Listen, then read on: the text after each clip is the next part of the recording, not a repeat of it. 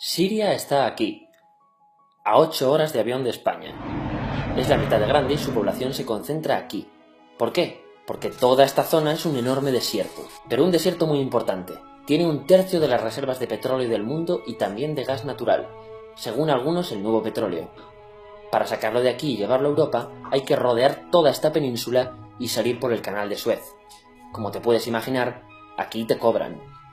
Pero hay otra manera más fácil, la línea recta. El que controle estas tuberías las puede abrir y cerrar, como un grifo. Si no pagas, no hay petróleo, ni gas. Esta región es la polla. La civilización en el planeta empieza en 3 sitios y este es uno de ellos. Mesopotamia, aquí. Sumer, que te sonará menos, pero es el puto inicio de todo. Aquí también. ¿Recuerdas la Torre de Babel de la Biblia? La hicieron estos tíos. Egipto, aquí. Siempre ha sido un punto de contacto entre Oriente y Occidente, dando a Asia salida al Mediterráneo. Quizá por eso aquí nacen las principales religiones monoteístas, el judaísmo, el cristianismo y el islam. El islam es el último que llega y de hecho acoge a las dos anteriores. Adán, Noé, Moisés, Jesucristo son considerados profetas islámicos. Bueno, al grano. Como la zona es la hostia, todos han querido controlarla y siempre ha estado dentro de algún imperio. Persas, griegos, los romanos. El imperio romano termina partiéndose en dos, y finalmente solo sobrevive esto. Ahora es cuando la última religión monoteísta, el Islam, construye su propio imperio. ¿Te acuerdas de las cruzadas? Bueno, pues son los europeos cristianos intentando recuperar esta zona de la que estamos hablando. Los últimos en llegar son los turcos, que ojo, no vienen de Turquía, sino de a tomar por culo en Asia, junto con Gengis Khan. Lo conquistan todo y fundan el Imperio Otomano. El Imperio Otomano se queda ahí hasta la Primera Guerra Mundial, 600 años. Cuando acaba la Primera Guerra Mundial, aparecen pequeños países donde antes estaba el Imperio Otomano, y por primera vez vemos a Siria en un mapa. Hasta ahora la habíamos dibujado para no perdernos. ¿Y quién se inventa esos países? Lo que te voy a contar es alto secreto. Bueno, lo era en 1916. Este súper secreto se llama Acuerdo de Sykes-Picot. Los franceses y los ingleses no podían derrotar solos al Imperio Otomano. Solo podían si les apoyaba la gente que vivía dentro, en su mayoría árabes. ¿Cómo se los ganaron? Pues les prometieron la Gran Arabia, un país solo para ellos. El único problema es que era un timo. Antes de seguir, recuerda una cosa. Los árabes son un pueblo, pero no una religión. O sea, un árabe puede ser musulmán, puede ser cristiano, y antes del Islam parece que hubo tribus árabes con tradiciones judías. Bueno, pues a los árabes no les dieron ese único país que les habían prometido. En su lugar, franceses y británicos crearon muchos países pequeños. Estos países, obviamente, no eran países de verdad, sino zonas bajo su control con gobernantes puestos por ellos. Durante este tiempo hacen lo que quieren con la zona. Recuerda que hay petróleo. Siria, aunque no tiene grandes reservas, tiene fácil salida al mar, y Francia, que es la que se ha quedado con Siria, se lo da a compañías extranjeras. Después de la Segunda Guerra Mundial, los europeos se van. En el caso de Siria, son echados a patadas. Pero antes de irse, crean otro estado, Israel. No es el momento de hablar de ello, pero es un estado muy polémico que sus vecinos no reconocen. La prueba es que nada más irse los británicos, todos estos estados lo atacan. La zona, a partir de ahora, va a ser una puta bomba de relojería. ¿Y mientras qué pasa en Siria? Bueno, pues no es muy estable. Tiene golpes de estado constantes. En esa época aparece en Siria una ideología que se hace con el control y se expande por el mundo árabe, el Ba'ath. Esta ideología mezcla el antiguo sueño de una sola nación árabe con ideas socialistas. Y algo muy importante, es laica, o sea que no es religiosa. Siria se llega a unir con Egipto, un país con el que no tiene frontera, pero no es algo raro, muchos de estos países intentan hacerlo también. Como recordarás, a esta gente se le había prometido un solo país y las ganas las seguían teniendo. Pero la unión falla. En este tiempo Egipto les convence para nacionalizar el petróleo. En Siria, Al-Assad, el padre del Assad de ahora, se convierte en jefe del estado Ba'ath. En Irak, también Ba'ath, comienza a ganar fuerza Saddam Hussein. Las diferencias entre ambos países dividen a los partidos Ba'ath de otros países en pro-Siria o pro-Irak. Ahora ocurre la Guerra Fría. El mundo se divide en dos, o eres de Estados Unidos o de la Unión Soviética. Son años muy movidos en los que se pegan constantemente con Israel, invaden su vecino Líbano y comienza una oposición islamista al régimen Ba'ath de Assad, los hermanos musulmanes. Vale, volvamos atrás un momento. Recuerdas que la mayoría de árabes eran musulmanes, ¿verdad?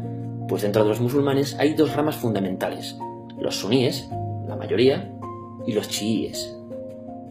En el caso de Siria, a pesar de ser un estado laico, los gobernantes como Assad y jefes militares eran chiíes, los cuales representan menos del 13%.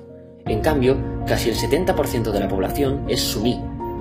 Un dato curioso es que los cristianos son casi el 10%. Que los chiíes controlen el gobierno y el ejército mosquea a la población suní, y este sentimiento es aprovechado por los hermanos musulmanes, islamistas radicales suníes.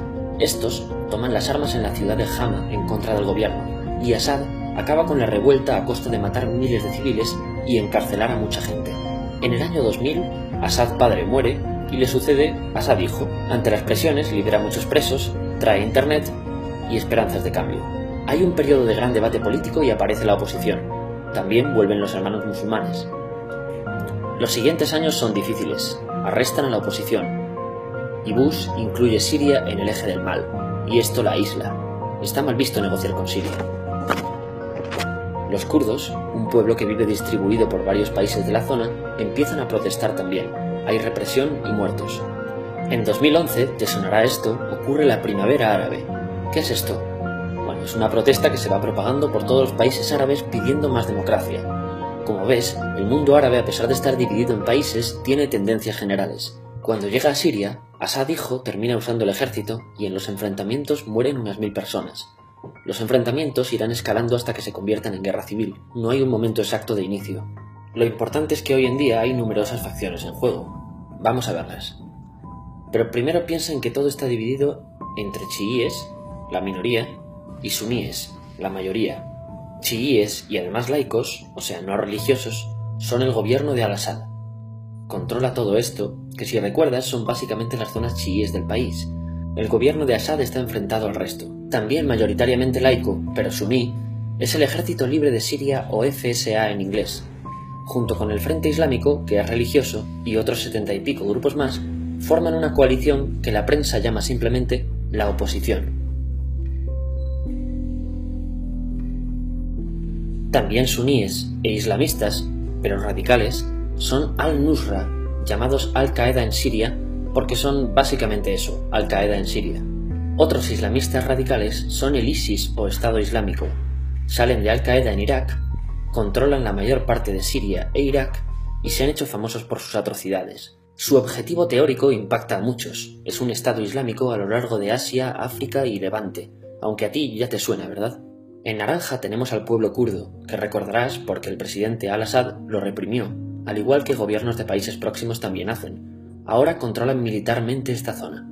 Antes de terminar, repasemos los apoyos internacionales a fecha de octubre de 2015. Las fuerzas de Al-Assad son apoyadas por Rusia, que ya tenía base militar en el país antes del conflicto, por Irán y por China. Todos son países de lo que Europa llama Oriente. En contra de Assad, apoyando a la llamada oposición, luchan Estados Unidos, Turquía, Francia, Gran Bretaña y Arabia Saudí. Podemos terminar con algunas conclusiones. Te advierto que esto ya es pura opinión. Si recapitulamos, vemos que la región es estratégica. Por su situación privilegiada, todos la quieren. Siria siempre ha estado bajo el paraguas de grandes imperios. Piensa que hace 100 años la actual Francia era Francia, Gran Bretaña era Gran Bretaña, pero es que hace 200 también, y hace 300 también, y hace 400 también. En cambio, Siria solo es Siria desde hace menos de 100 años, y solo se gobierna a sí misma desde hace poco más de 50. Además, jamás decidieron sus fronteras, se las impusieron. Europa divide Oriente Medio a su antojo para controlarlo, diseñando países sin tener en cuenta su población. Muchos historiadores dicen que todo pueblo tiene la necesidad de manejar su propio destino, pero estos ingredientes que hemos visto juegan en contra de proyectos como la Siria Ba'ath, que encima usa la represión para mantenerse. En última instancia, producen una guerra civil. En este contexto no es extraño que aparezcan actores que se alimenten de la desesperación, el sentimiento suní de opresión y la visión de Occidente como invasor. ISIS usa la identidad árabe y la mitología de antiguos imperios.